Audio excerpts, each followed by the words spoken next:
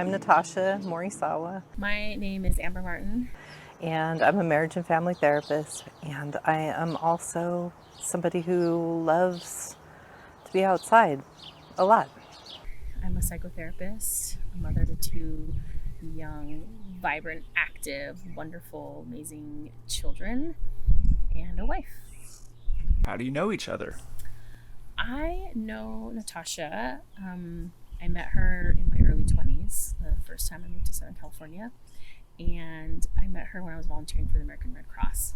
I remember her being at the Red Cross. I don't even think that she was technically supposed to be there, but I think the place that she was staying at was really, really hot and they didn't have air conditioning, so it must have been the summer. And I remember her hanging around in this really beautiful wood paneled office and doing something kind of really mundane and just having fun. And that's kind of my first memory of her. What's the podcast about? I'd say in its broadest sense, it's about connection and relationships, but we primarily will be covering topics related to eco-psychology and what it's like to live in modernity and our interconnectedness and relatedness to it all. Who's the podcast for? I think for me, I would hope that my kids could hear these at some point.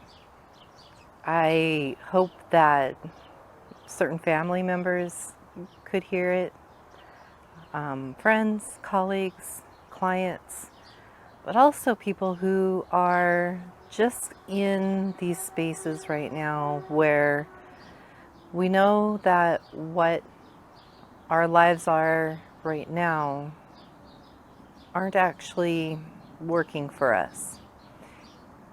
And yet we don't really know what's next.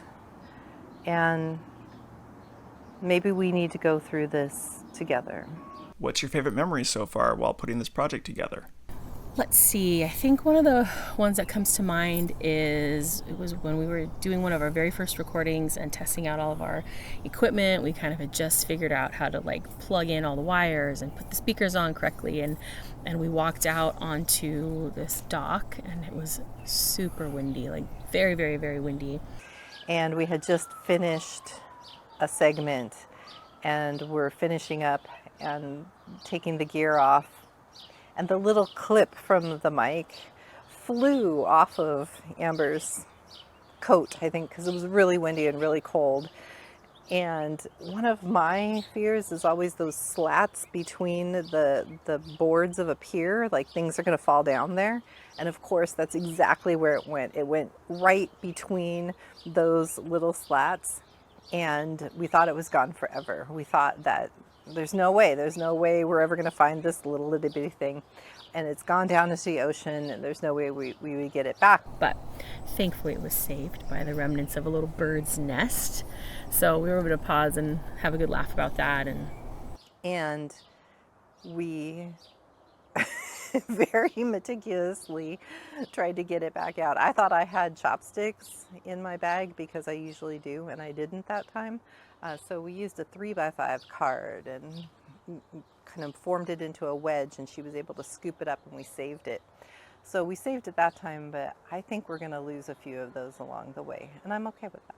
I think particularly why that memory comes to mind is I think that's a good sort of representation about where Natasha and I kind of do a lot of things. We're like, let's go for it, let's do it, let's check it out. And, things come up along the way and we're able to kind of, laugh about it, have a good time, pivot, and just kind of keep going.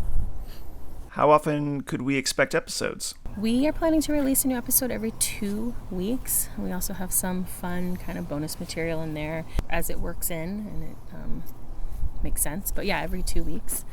And the first season is going to kind of lay the foundation and the framework for a lot of the topics we're going to cover. What have the logistics and setup been like for you? Logistics are kind of unique and fun for Natasha and I in this podcast. Currently, we don't live in the same state, so we get together several times a year and take those opportunities to record a bunch of podcasts and get to go to beautiful places and check out new parks and have a really good reason to stay connected throughout the year. And we both don't know much about podcasting at all, but we're learning. So logistics sometimes looks like, when can I schedule a time to go up there and visit her?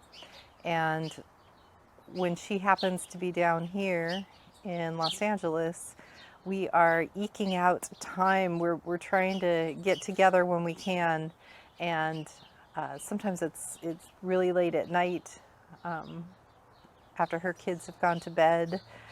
So it's been really tricky, and it's also been full of having to be really humble about expectations and what we can do and what kind of help that we need, because we're not going to be able to do this by ourselves. What would you like each other to know?